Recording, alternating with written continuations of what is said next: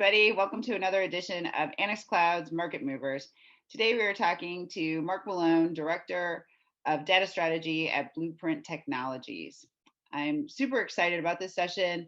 We get to talk about privacy and security and data governance and all these things that we all need to know about, but we don't talk about a whole lot. So welcome, Mark. Thank you, Erin. Glad to be here. Why don't we get started and you can give us a little bit of your background and how you got started in focusing in on this topic of all topics. Yeah, it sounds good. I'm an attorney by trade. Originally, I started in cybersecurity and privacy.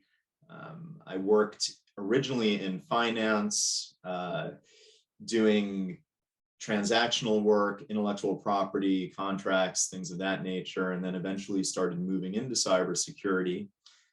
Then published one of the first law books on cybersecurity law, and that got the attention of different industries, and I eventually moved into aerospace and defense. So I worked in that space for about 10 years and was helping with a number of digital transformation initiatives. And in the course of that work, what I was seeing was a lot of issues around data. At the time, we didn't really call it data governance, but eventually that's what it was. So, my practice shifted out of law and into data governance and really helping companies in the midst of their digital transformation, helping them move into the digital space by really being able to unlock the value of data. And when I say unlock the value of data, that's really an enterprise-wide effort, and that's where the challenge is. That's why it's governance, to get these different groups, sometimes different business units, different functions, and getting them all together so that they can leverage their data, not just to manage risk, but also to deliver things of value. Yeah, and I love that you said it needs to be this broad, reaching initiative. How do people get started, and how do you know that you need it? Although I guess I probably think everybody needs it today, because certainly digital transformation is the hottest topic, and everybody I think is going through it. But if they already don't have a group that's overseeing this, where could that live, or who should start it? Or we're probably have an audience of marketers. Where do they go? Yeah. It's interesting because I think when I think about these challenges, they all kind of started with cybersecurity. And I'm thinking about, back in 2007, 8, and it always starts with some escape, and there's some source of pain, and then people focus on that. And usually, there's a small team that focuses, and then as that team grows, it eventually becomes a group, and I think that cyber was where it kind of started, and then also privacy, and you always see these things arise in response to, like I said, an escape, and then it tends to live in that organization for a little while until you see that it's broader than just that organization. So to use an example, I've seen companies where there have been challenges with HR data, for instance, from a privacy perspective. And if you have some kind of escape, then chances are you have a privacy group that lives in HR, but then, depending on your business, you may find that you use personal data for more than just, your HR needs. And then you can see the privacy group kind of expand from there. So when I think about the natural progression and maturity of data governance, I usually think of it as you start with cyber, where it's really how do I protect the information? Then you start thinking about privacy, which goes to how can I actually use this information and also comply with these different obligations. And then eventually, as you mature, it reaches data governance, which adds the real value proposition of how do I manage this data to increase its quality, make it more discoverable, make sure that people can use it, right? That's the democratization piece, and make sure that people understand it. That's the literacy piece. And all of those things together is typically what people mean by data culture. So when I think about data governance, So why don't we go ahead and we'll work sequentially, starting with cybersecurity. When I think about cyber, typically what we think about is technical and administrative controls that help you control the confidentiality, integrity, and availability of information, right? Those are the big kind of things that you need to do for cybersecurity. Privacy is, they basically, the things you need to understand is, are you working with personal data, right? There's a data aspect. Or is there some use of data that has a privacy implication, right? Or are you processing that data? And then the other big thing to think about is what region are you working in, because there can be compliance obligations when you're Right. working within that region, or you're somehow impacting that region, right? So Is that's, that like GDPR and those kinds of things? yeah, GDPR, things like that. And then, also obviously California is the big kind of US law. But then data governance is, it's more than compliance. Those, I think of privacy and cybersecurity for the most part as being data risk management, which is just one side of the equation. When I think about data governance, and you look at all of the things that data governance can be for an organization, I like to think about four different things of value streams. There's managing the life cycle of the data, and that's where part of the privacy piece gets managed. I think about managing a catalog so that you can actually discover the data that you need to use and manage. I think about managing your pipeline so that you can increase the quality of the data and make it available for things like decisioning, analysis, reports, business intelligence, things like that. And then I think about security, where you talk about access decisions and protection and whatnot. So those four value streams are the outcomes that I want to see from data governance. And then what you need to do to really have a holistic point of view for data governance, you need to think about who plays a role in seeing those outcomes, right? And I try to look at it as simply as possible, where really you need to have leadership establishing the strategy and objectives that tell you what data do you manage from a life cycle perspective, what data do you need to discover in your catalog, right? What data should you be focusing your quality improvement efforts on in your pipeline, and what data presents the greatest risk so that you can secure that data, right? That's the leadership kind of setting the tone. And all of that flows down to the people who are producing the data and the people who are consuming the data. And in between the producers and the consumers is typically your platform. And when you think about those value streams and those different people that are involved in the value stream, those are the things you really need to think about in your operating model. And what I find, my own opinion, is that people spend a lot of time talking about tools and focusing their budget and their efforts on tools. But if you don't, tools are just one piece of the puzzle. If you don't spend an equal amount of time thinking about people, process, metrics, communications, those real foundational things, that all the tools in the world aren't really going to solve your problem, and you won't have a solution. So that's how I kind of view data governance, if that makes sense. Yeah, I love that. And just like everything else, right? So if you're not taking everything into account, it can't be holistic. And I like the part about, so life cycle of data. Yeah. We in the loyalty side talk about customer life cycle. Yeah. So there's data that we're collecting at every customer touch point, essentially. Um, so that's probably just a piece, though, of what you're talking about as far as life cycle of data. Is it like where Well, it comes in, how it ends up going out? Do I retire it? Do I yeah. keep Yeah. it? At When what point do we purge? Those kinds of things.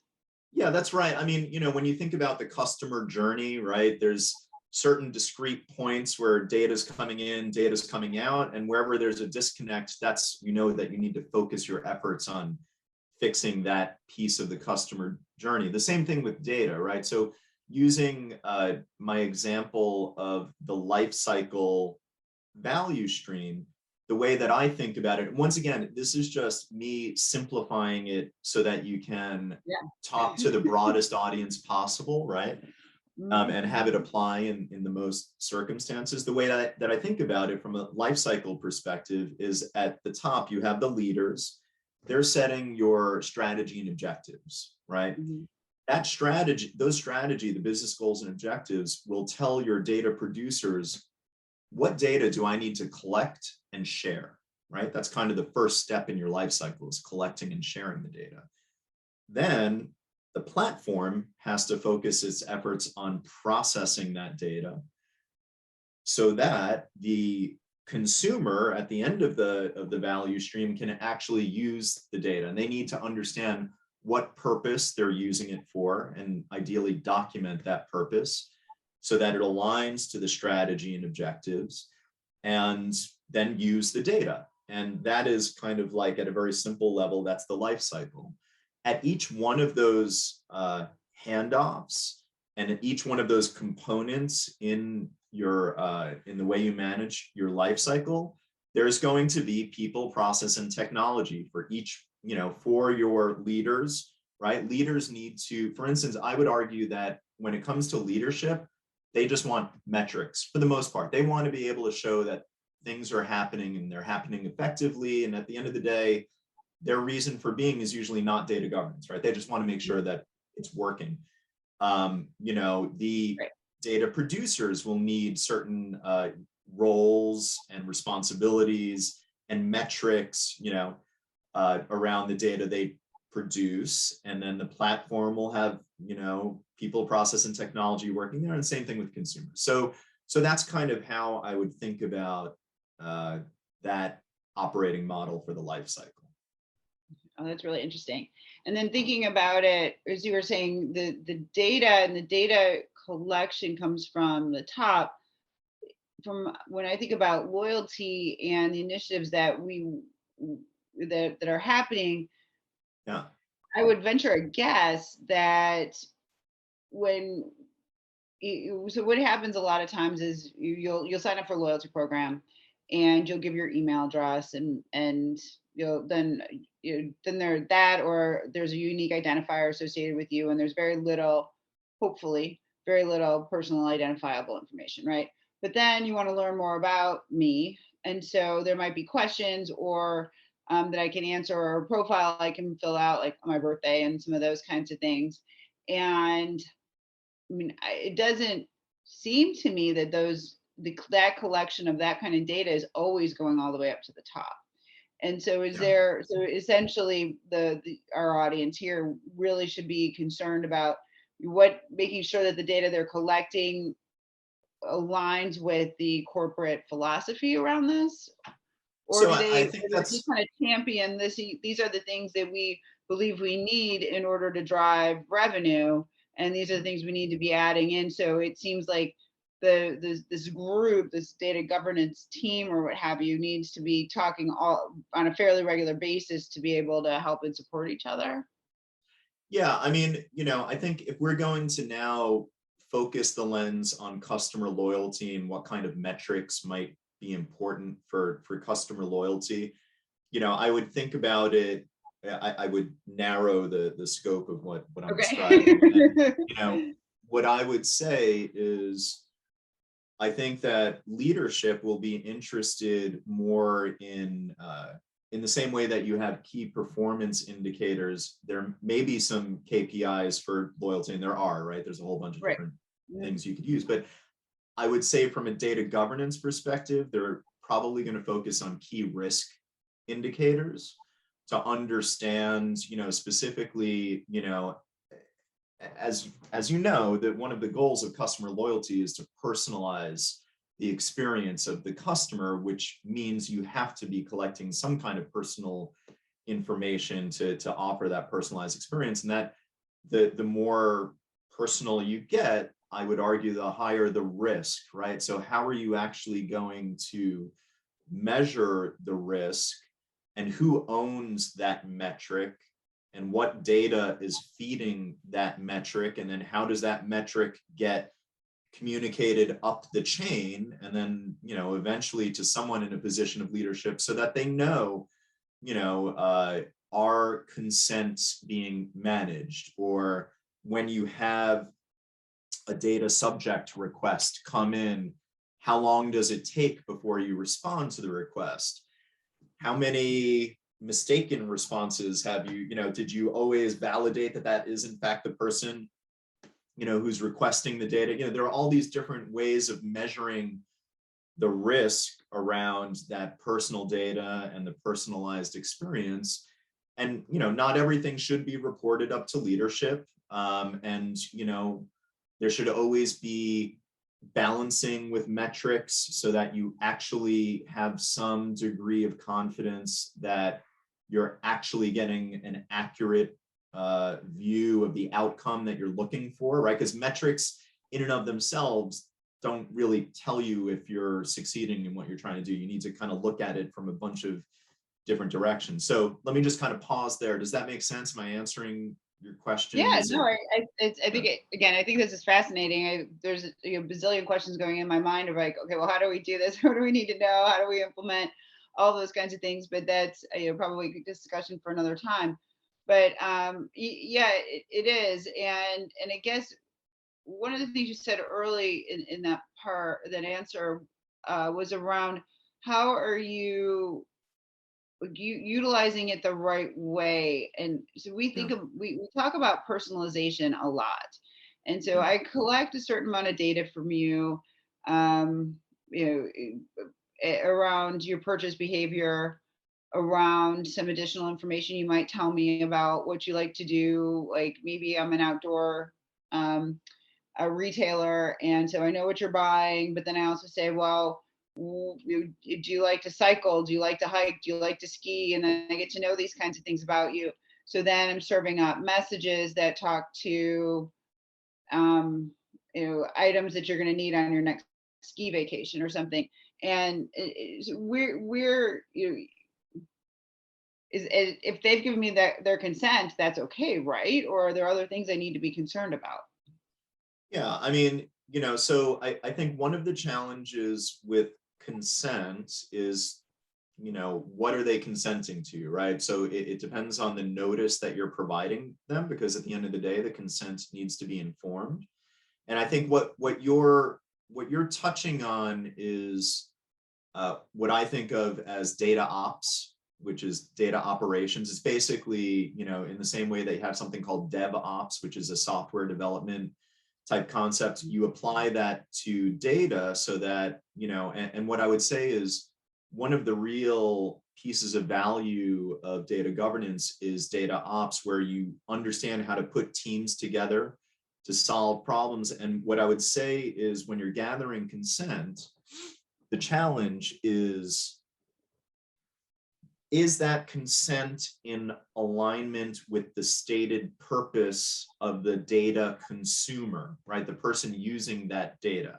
And that's why, if you remember when I was describing the life cycle, going from collection and sharing of the data producer, processing on the platform, and then purpose and use for the data consumer, that's why I think it's important from a data governance perspective to document the intended purpose of that use of the data, because you do need to periodically go back and make sure that the consent you gathered aligns to that use. And if you don't have these things documented formally, that is, bear in mind that when I say data governance, all data governance is the formal authority and control over data. And by formal, I mean written down, right? It should be part of your company policy.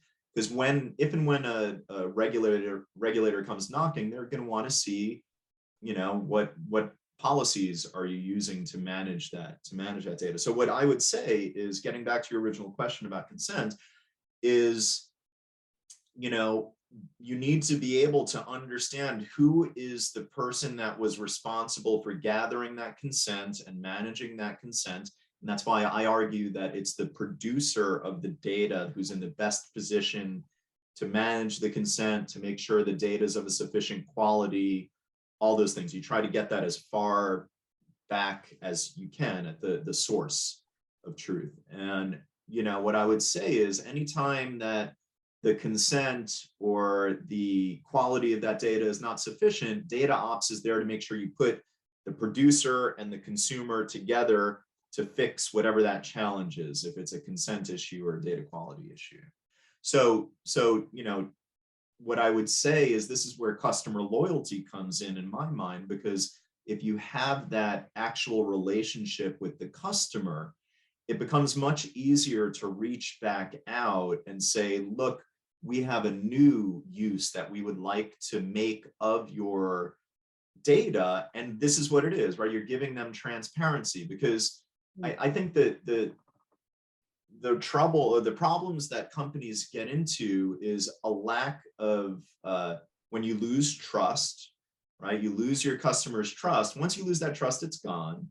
And the way you get trust is through transparency and setting the right expectations. So, as long as you have that dialogue with your customer and they trust that you are a good steward of their data and you're using it and you're being clear what you're using it for, if you have a new use, then you can reach back out as part of your loyalty program and say, look, now we want to do this, and this is how you're going to get value from what we're doing. And that type of dialogue, I would argue, is what builds that trust.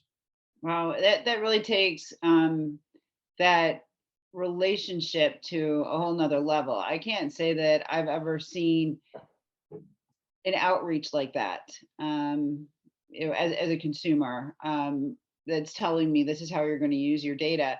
And I personally really like it, because I think to your point, it gets to the trust factor. I think some people would be concerned, like, oh my gosh, if I start telling somebody and I'm giving them the option, if I bring it up that high, people are going to back out and they're not going to want to do these kinds of things. But I think when we talk about loyalty, we talk about building more of an emotional connection with your customer. That's why we want to do things that are more personalized. We want to elevate that relationship, and doing something like that where you reach out and you say, hey, we're going to collect some more data, and here's how we plan on using it, and we plan on making your life easier by doing it.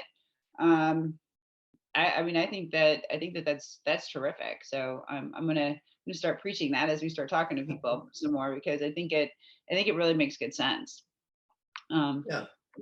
As you look at, you're talking about loyalty and other things that we can do, because again, I think people take for granted that, all right, your cookies are going away. I need first party data for whatever reason.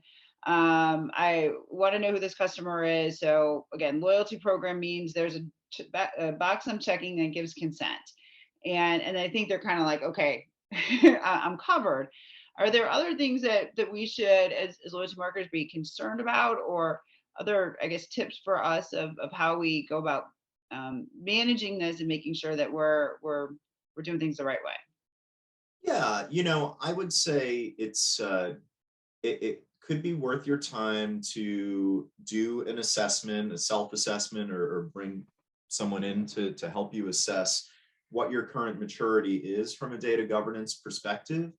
Because, the more mature your data, management, data risk management is, the more value you'll be able to extract from that data, and the better you'll be able to manage whatever risk is associated with the data, especially as you personalize things and start doing things like predictive analytics. I think the way that I look at it is, depending on where your maturity is, you could be better off focusing on certain things that are more likely to deliver something of value quickly to you. So when I think about customer loyalty from a data governance perspective, I tend to think of it in three different levels, where at the very basic level, you're just looking at transactional type things. It's just a snapshot in time.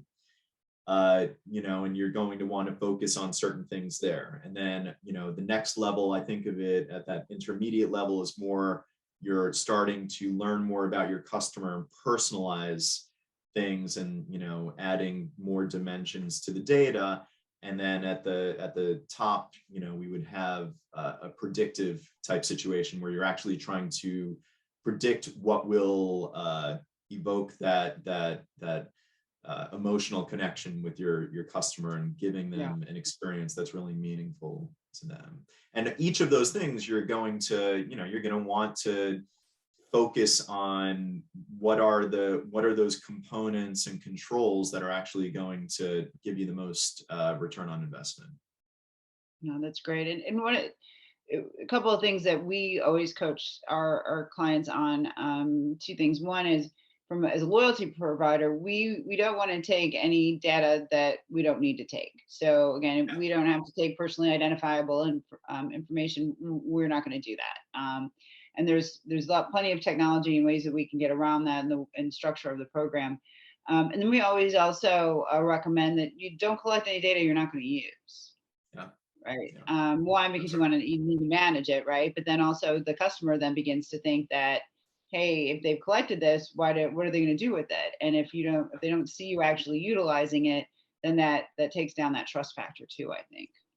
Yeah, I tend to think of those, what you're describing, I think of it over on the data risk management side, because when I think about, the idea of security, what I tend to think about is, when you're the producer of the data, you need to make sure that you understand how sensitive the data is. That's usually what people mean by classification of the data. Then that classification will allow the platform to better implement its access controls. You provide less access if it's more sensitive. This has been super interesting. Is there anything that I didn't ask that you think the audience needs to know about? Yeah, I think that, customer loyalty is a really complex, interesting area. I would say, because of third-party cookies going away, I bet that you're going to see more people trying to get customer loyalty programs stood up, and they're going to have different degrees of comfort with data, different degrees of maturity. And I would guess that a lot of people will be just in the beginning of their journey at the basic level. And I would say that if you're just starting, from a data governance and data management perspective, I would really start thinking about capturing data, right? And this is going to be snapshots in time, but you have to start somewhere. Right. And, start capturing some data, because the way that these things work is, you want to have metrics to see if you're delivering something of value. And, I always say that metrics cannot be more mature than the program it's measuring. So you need to start somewhere. So I would start with that transactional snapshot. And then as you collect that, you can start looking at trends. And then as your data governance, data management capabilities mature, then you can actually start measuring outcomes. And that's where you want to eventually be, because it's those outcomes that you're going to communicate to leadership. And what success looks like for a data governance program, or really any program, a customer loyalty program. In my mind, what success is, your metric is communicated to leaders, and they look at it periodically as part of a steering team type scorecard, report card, whatever you want to call it. And that is influencing the direction of the company. So I would say, if you're just starting in this journey, one of the things that you can really do to head in the right direction is spend some time thinking about specifically your data model. That's something that a lot of people don't necessarily spend too much time on, and specifically the data model around your customer, because that's going to tell you what are the important attributes of a quote unquote customer. And really what you're trying to do at the end of the day is you need to be able to uniquely identify that customer, because if you're not able to do that, you won't be able to offer a personalized experience, and you won't be able to offer personalized rewards that actually increase that loyalty and establish that emotional connection. So a little bit of time spent doing that and thinking about that. And, you know, if and when you decide to do that, you'll have to bring together a bunch of different people probably who manage different systems that may feed that model. And a word of advice is, if you try to bring those people to the table and they're not willing to sit down and have a discussion with you around this, then they should not be part of your program, because it will not work, and you'll save yourself a lot of time focusing on the people who actually want to contribute to that discussion. So there's a advice. Who understand that there's perhaps a right way and a wrong way, right? And that Yeah, this is a reality that's not going away, and it needs to be it needs to be understood and respected. yeah, yeah. Mm, great. Well, I guess one of the things you mentioned earlier in the discussion was having an assessment and kind of you understanding maybe where your company is today and where it could go. And I think that that's something you guys do, right? Yeah, that's right. That's right. So I lead the data governance practice at Blueprint, and one of the services that we offer is assessing your maturity, and we have a methodology for very quickly assessing where you are, specifically thinking about all of those components that I described before for your operating model, and then we can assess it and we can quickly build up recommendations for a future state, and then create a prioritized roadmap so that you really start focusing on the areas that are going to get you speed to value. And what I like to do is, I really believe in incrementally delivering value, and where I see a lot of challenges from data governance come is when people create very big, heavy programs, and they don't get the momentum they need, and really they're not able to empower their users, empower their business to do things, and they don't get support, right? I like to see data governance as an enabler, really, delivering things of value to the business. So I like to find problems that the business is trying to solve, and then come to that problem with data management, data risk management, and working up solutions to that problem using small projects, and then building on that success. So what I would say is, so I have this practice, and in the course of my practice, what I try to do is develop patterns for data governance and data management, and then make it easier for people to take those patterns and apply them to their platforms. And that's really what I think is the recipe for success on these things. I really like that. Obviously, very, very different, but from a loyalty perspective, we always more of the crawl, walk, run approach, or just kiss. Keep it simple. You can always build on it. There's layers. You can do more, but don't go boil the ocean right away. Certainly isn't going to get you where you need to be. So it sounds like if they're doing that, if they're taking those steps with the loyalty, they could be doing that with the data governance, and it goes really well hand in hand, if I'm understanding correctly. Yeah, no, that's right. I mean, the challenge is, pick the lightest weight governance model that will work. I think part of the challenge is there's so many, data governance means so many different things to different people. It's easy to say choose the lightest weight, but if you don't really have a sense of all the different complexity, it's hard to really make the right choice, I would say. Yeah. Well, great. Well, thank you for that. So, how do people get a hold of you if they want to? Yeah, so the easiest way is LinkedIn. You can look up Mark Milone. You can also reach me at Blueprint. It's mmalone@bpcs.com.